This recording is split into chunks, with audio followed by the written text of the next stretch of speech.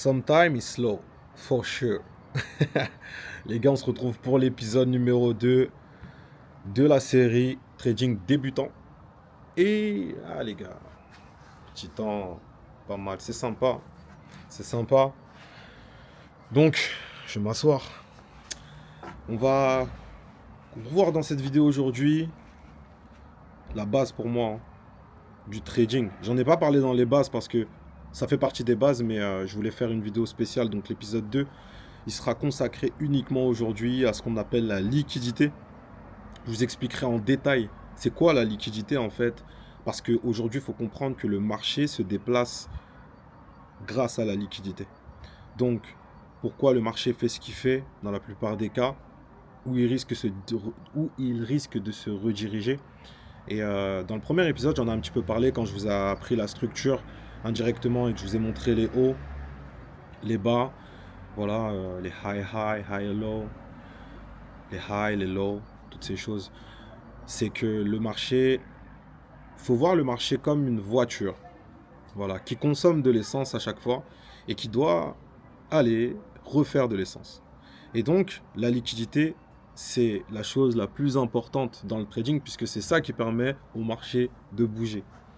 Et on va pouvoir voir tout ça aujourd'hui. On va aller sur les graphiques encore une fois. Et je ne sais pas s'il y aura un épisode 3, puis je verrai. Peut-être un épisode 3. Mais le but, comme je vous ai dit, c'est qu'il n'y ait pas beaucoup de vidéos. Que ce soit en fait très clair avec ce que je vous donne, que vraiment on puisse, en regardant une série, ok, je comprends. Excusez-moi. Je comprends et j'y vais. Je fais les choses, je vais chercher du résultat. D'ailleurs, je suis très content parce que il y a une personne qui m'a envoyé un message et qui m'a montré ses résultats. Elle a réussi à passer grâce à ma chaîne YouTube un compte Top Step, à faire un payout de plus de 6 000 $. C'est incroyable. Juste grâce à la série Trading Success. Donc voilà. Je sais qu'il y a beaucoup de personnes aussi qui utilisaient l'RHS. Je suis très content. Je suis vraiment content parce que je commence à voir le résultat de ce que je fais sur ma chaîne. Des gens, la série Trading Success, elle est en train, le premier épisode il a plus de 2100 vues, le deuxième il a 1000 et quelques.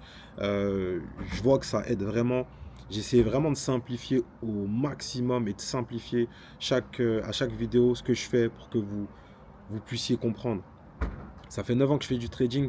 J'ai eu du mal à comprendre certaines choses. Ça a été compliqué dans les débuts. J'ai vu beaucoup de choses, comme je vous l'ai dit. Des graphiques, c'était n'importe quoi. J'utilisais trop de choses. Et en fait, le trading, c'est simple. Il faut juste comprendre la structure, le price action. Et après, c'est les POI. Donc ça, vous le verrez dans la série Trading Success directement. Pas dans ces épisodes. Là, on est vraiment dans les débutants. Voilà. Pas trop vous rendre fou. Mais si vous voulez les bases, vous êtes au bon endroit. Et en fait, les bonnes bases. Voilà. Je veux vraiment vous donner ce qui sert. Voilà, en tout cas, ce qui me sert à moi. Parce qu'il y a beaucoup de choses qui servent que je ne connais pas. Bien évidemment, je ne peux pas tout connaître. Mais en tout cas, ce que je connais actuellement me permet d'aller chercher du résultat. Et je vous le transmets parce que c'est la mission, les gars. Je suis en mission. On est là pour montrer que on peut s'en sortir.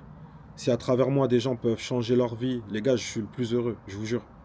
Comme je le répète souvent, hein, on va mourir. Je sais pas combien de temps il me reste. Peut-être que je meurs demain, j'en sais rien. Donc voilà, je me dis que juste que je vais faire ce que j'aime, entre guillemets, c'est-à-dire partager, le faire de la bonne manière, avec les bonnes ondes, les bonnes énergies, que dans de la positivité. J'ai pas le temps, les gars, pour toutes les choses négatives, même des commentaires. Vous savez, des fois, moi, j'ai rien contre les commentaires, par exemple, où vous voulez voilà, donner votre avis sur des choses. Mais tout ce qui est négatif, qui n'est pas constructif, vous savez, moi, je ne perds pas mon temps sur YouTube ou sur les réseaux. Je bloque les gens directement parce que je veux aucune chose négative. Je veux que des bonnes choses. On est dans, voilà, d'avoir une communauté bienveillante, des gens qui poussent les autres. Et voilà, c'est tout. En tout cas, c'est ma mentale. C'est ce que je veux, c'est comment moi je vois les choses. Et on se retrouve directement sur les graphiques. On va voir tout ce qui est lié à la liquidité dans cet épisode. Let's fucking go! Sans les couverts, je vais faire rentrer tes hommes. H24 sur mon tel, mais quand tu m'appelles que ça sonne. On peut enfin démarrer l'épisode 2 et donc on va parler de la liquidité. Alors, la liquidité, c'est quoi? Ça va être l'endroit où il va y avoir beaucoup d'ordre. que ce soit des ordres acheteurs ou des ordres vendeurs. Il faut savoir que sans ordre sur le marché, le prix ne peut pas bouger. On va voir ensemble aujourd'hui les différents types d'ordres. On va commencer par les ordres stop, les buy stop ou les sell stop. Alors, qu'est-ce que c'est? Ça va être des ordres différés qu'on va utiliser, par exemple, si on veut acheter quand le prix casse vers le haut. Sur ce schéma, admettons que le prix est à ce niveau-là et je souhaite acheter quand il arrive à ce niveau, je vais placer un ordre stop.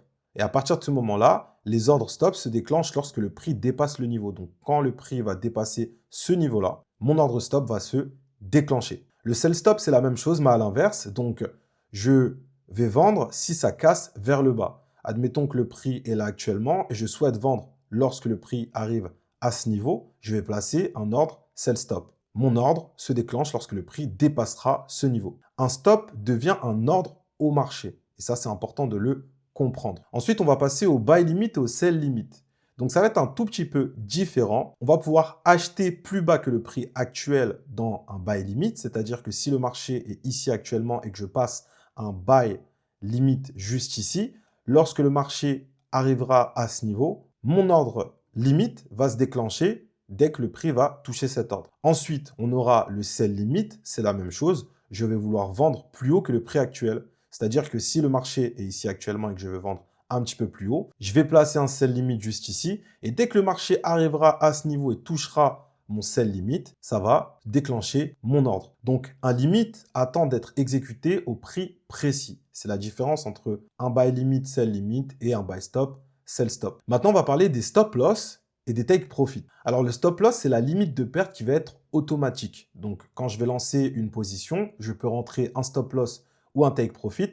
Et le stop loss, ça va être ma limite de perte. Donc, à un certain prix, je décide de sortir de ma position. Comme à un certain prix pour le take profit, cette fois-ci en profit. Donc, c'est des ordres qu'on va pouvoir mettre et qui seront automatiques. Si tu es en buy et que ton SL ou TP est touché, ça va vendre automatiquement. Donc, en fait, quand on est en achat, pour que notre achat s'arrête, ça sera une vente qui sera faite quand on va toucher le stop loss ou le take profit. Si tu es en sell et que ton SL ou TP est touché, ça achète automatiquement. C'est ce qu'on appelle les ordres market. Donc en gros, si je suis en position de vente, pour que ma position s'arrête, ça fera un achat sur le marché une fois que mon stop loss ou mon TP sera touché, sachant que je peux aussi le faire manuellement. Donc je ne suis pas obligé de rentrer un stop loss ou un take profit, mais en général, c'est ce qu'on fait. Les SL déclenchent des ordres au marché, donc fort impact, et les SL sont souvent regroupés au même endroit, ce qui crée des mouvements violents. Alors, la liquidité, du coup, c'est quoi au final? Eh ben, c'est cet endroit où on va avoir tous ces ordres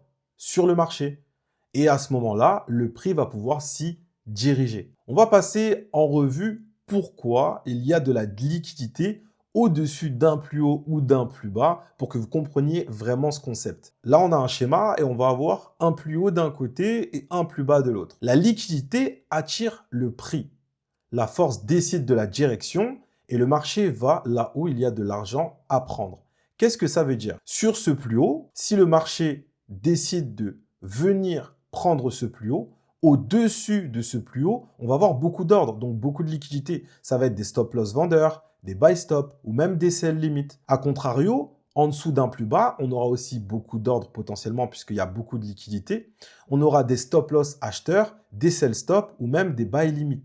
Pourquoi des sell stop? Parce que si une personne est en achat ici et a son stop loss en dessous, si le marché revient prendre son stop loss, vu que c'est un achat, ça se transformera quand son stop loss sera touché en sell stop. Et donc, il y a aussi des personnes qui voudront vendre cette cassure et qui vont mettre des sell stop. On aura également potentiellement des buy limit, puisqu'il y a des personnes qui penseront que le prix, quand on reviendra ici, va forcément remonter. Et donc, la réaction dépend du nombre de vendeurs et d'acheteurs à ce moment précis. Plus de vendeurs que d'acheteurs, le prix va descendre. Plus d'acheteurs que de vendeurs, le prix va monter. C'est pour ça que lorsque vous voyez un plus haut, ça ne veut pas forcément dire qu'on va avoir une chasse, donc on va rentrer ici et descendre directement. Non, parfois, s'il y a plus d'acheteurs à ce niveau-là, le prix continuera de monter, tout simplement. Par contre, à l'inverse, s'il y a plus de vendeurs, le prix risque de venir dans cette liquidité-là, donc avec tout ce qui se passe. Et s'il y a énormément de stop-loss vendeurs, énormément de sell limit, eh bien, au lieu de monter, le marché va descendre, tout simplement. Et on va pouvoir passer maintenant sur ce que j'appelle le price action. Alors, le price action, c'est quoi? Le price action, c'est l'histoire que raconte le prix. Tu lis ce que font les acheteurs et les vendeurs uniquement avec les bougies. D'où l'importance de connaître les chandeliers japonais et on l'a vu dans l'épisode 1. Donc, le price action, c'est quoi? C'est les bougies, les plus hauts, les plus bas, les rejets, les mèches, les cassures, les impulsions. Le price action montre la bataille entre acheteurs et vendeurs sur le marché. Une bougie est le résumé d'une bataille pendant un temps donné. On a vu que chaque bougie, par exemple, va se former selon le time frame. Donc, si une bougie dure, par exemple, 1 heure, on va voir la bataille des acheteurs et des vendeurs pendant 1 heure. Je vous ai mis différents modèles de bougies. Donc, juste ici sur la gauche, on peut appeler ça les pin bars. Pour cette bougie, les vendeurs ont essayé de descendre. Donc, vous avez vu, hein, les vendeurs, là, ils ont essayé de descendre jusqu'ici. Mais les acheteurs ont repris le contrôle. Et donc, on a un rejet avec cette longue mèche. Et ça nous montre qu'ici, sur cette bougie, les acheteurs ont le contrôle. À l'inverse, juste là, les acheteurs ont essayé de monter. Donc, on a tout simplement ouvert dans un premier temps, potentiellement ici, sur une bougie haussière. Le marché est monté jusque-là, donc les acheteurs ont essayé de monter, mais les vendeurs ont repris le contrôle et au final, on a eu un rejet des prix hauts avec cette longue mèche. Dans cet exemple numéro 2, on va avoir les bougies d'indécision. Donc les acheteurs et les vendeurs sont équilibrés, on va dire, c'est un petit peu une pause sur le marché. Donc souvent, on aura des ranges et il n'y a pas trop de décision entre les acheteurs et les vendeurs. Juste ici, on finit avec le dernier exemple, le dernier modèle. On a une forte domination d'un côté, donc c'est égal à une impulsion. Ici, les vendeurs sont dominants, donc on a une très grosse bougie gris foncé. Et de l'autre côté, ici, une très grosse bougie gris clair, donc ce sont mes couleurs. On a les acheteurs qui sont dominants. Et donc, la liquidité, c'est les ordres cachés dans le marché. Et le price action, c'est le mouvement du prix causé par l'exécution des ordres. C'est pour ça que liquidité et price action, souvent, ça va ensemble, puisque lorsqu'on va avoir des mouvements de liquidité, on va déclencher le price action, donc le mouvement du prix causé par l'exécution de ces ordres. Et on va pouvoir aller voir ça sur les graphiques dès maintenant. On va maintenant, sur le graphique, observer certaines choses pour que vous puissiez comprendre au mieux la liquidité. Alors, la liquidité, c'est quoi? C'est où on va avoir plusieurs ordres, d'accord? Donc ça, c'est la définition. Plusieurs ordres, ça peut être des buy limit, des sell limit, des buy stop, des sell stop, des stop loss, voilà, tous les ordres. Dans cet exemple précis, on va voir le marché avec les zones de liquidité potentielles. Et on va se servir des plus hauts et des plus bas. Donc, comme vous pouvez voir, moi, je vous parle toujours en termes de, on a les acheteurs qui ont le contrôle et les vendeurs qui ont le contrôle. Dans cet exemple précis, juste ici, on avait les acheteurs qui avaient le contrôle. Donc ici, on avait les acheteurs qui avaient le contrôle.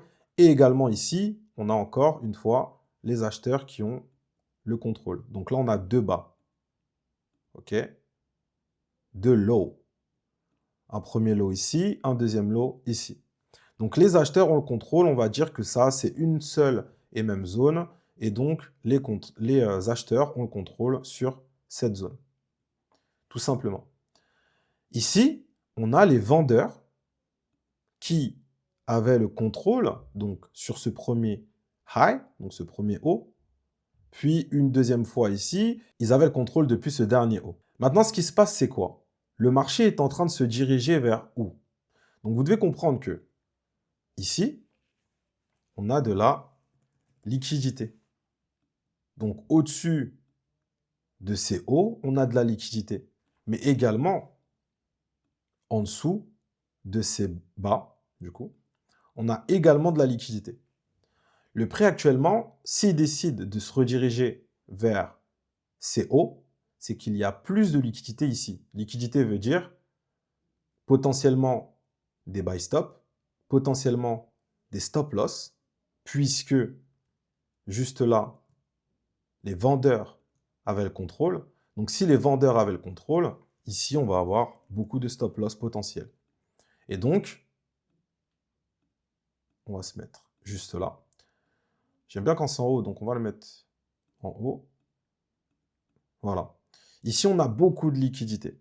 Potentiellement, on va avoir des buy stop. Donc, des personnes qui veulent acheter au moment où le prix dépassera pour continuer plus haut. Et ces stop loss deviendront potentiellement aussi des buy stop, puisque, rappelez-vous, si je vends juste ici, pour clôturer ma position en vente, il faudra que j'achète. Donc, mon ordre de vente se transformera en buy stop. Regardez ce qui s'est passé. Le marché se rapproche dangereusement, du coup, de cette liquidité-là.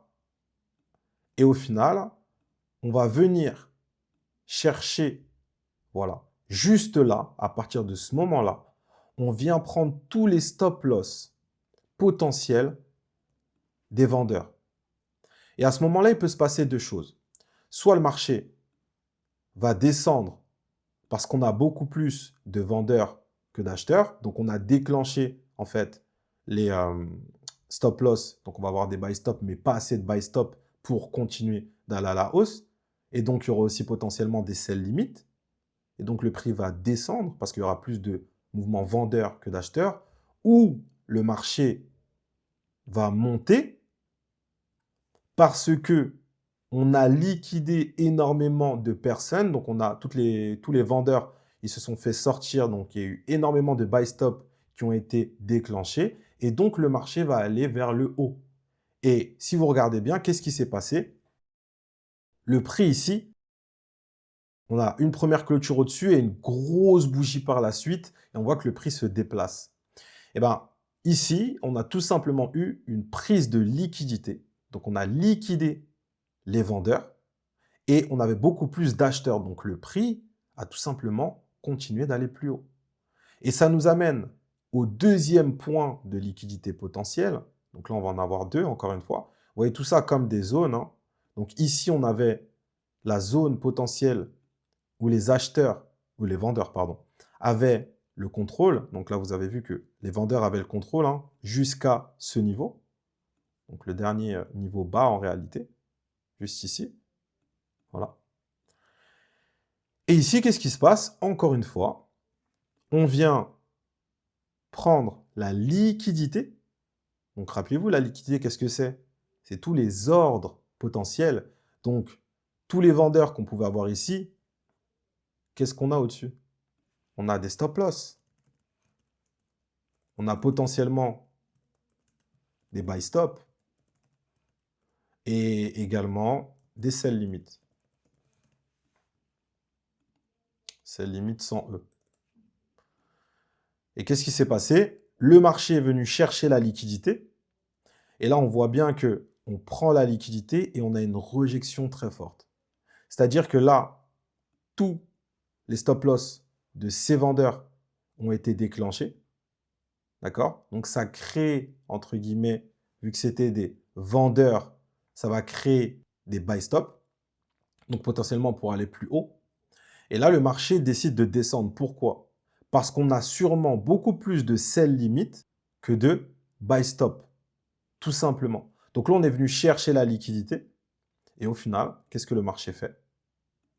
Il descend. Donc là, dans ce cas précis, pourquoi on n'a pas continué? Parce qu'il y avait, à ce moment-là, quand on a pris les stop loss, il y avait beaucoup plus de vendeurs que d'acheteurs. Et donc, le marché est descendu. Et si vous regardez bien, juste après, où est-ce que le prix se redirige? Vers la dernière zone connue, entre guillemets, hein. Donc, vous avez vu, on a eu plusieurs zones. Donc, on avait cette zone-là qui était de base acheteuse et là qui a complètement été fracassée. Donc, c'est la même chose. Encore une fois, ici, on avait sûrement des stop loss, forcément, puisqu'on avait les acheteurs qui avaient le contrôle juste sur ce dernier point. Donc, ici, on a aussi de la liquidité. On avait les acheteurs qui avaient le contrôle. Donc, potentiellement, ici, on a des stop loss également avec, encore une fois, des ordres. Stop loss, on va avoir des sell stop, potentiellement. Et vu qu'on avait des positions acheteuses, eh ben, si on arrive ici prendre les stop loss, ça devient des sell stop. Plus les sell stop des personnes qui veulent vendre à ce niveau-là. D'accord? Et potentiellement des buy limits. Donc, les buy limits, donc c'est aussi ce qui se passe ici, hein. Si ici, on a des buy limits donc, qui se déclenchent avec des stop loss juste en dessous, qu'est-ce qui va se passer? Eh ben, le marché va liquider, encore une fois, prendre les buy limits, donc des stop loss, et on va avoir de la vente. Et c'est ce qui s'est passé ici. Et donc, c'est pour ça qu'à chaque fois, quand vous avez des sell limites ici potentiellement, si le marché, donc il y a des personnes qui vont décider de vendre à ce niveau, si les sell limites ne sont pas assez puissants, les stop loss sont où? Sont ici. Donc le marché continuera. Et c'est exactement ce qui s'est passé ici. Il y avait sûrement ici des stop loss, plus des buy stop, plus des sell limites. Et au final, dans ce cas précis, les sell limites n'ont pas été assez puissants et tous ceux qui avaient des sell limites avec des SL au-dessus se sont fait liquider. Et le marché, donc du coup, ils se sont fait sauter leur position avec les stop loss et donc le marché a continué. Et vous avez vu que juste en comprenant ce principe de liquidité, vous allez pouvoir, dans la plupart des cas, essayer de comprendre réellement où le prix pourrait aller. Ça, c'est le principe de base. Ma stratégie LRHS est basée sur les chasses de liquidité, mais ça, vous pourrez aller le voir un petit peu plus tard. Donc voilà pour l'épisode numéro 2. J'espère que grâce à cette vidéo, vous avez compris la liquidité et vous allez pouvoir passer potentiellement sur l'épisode 3.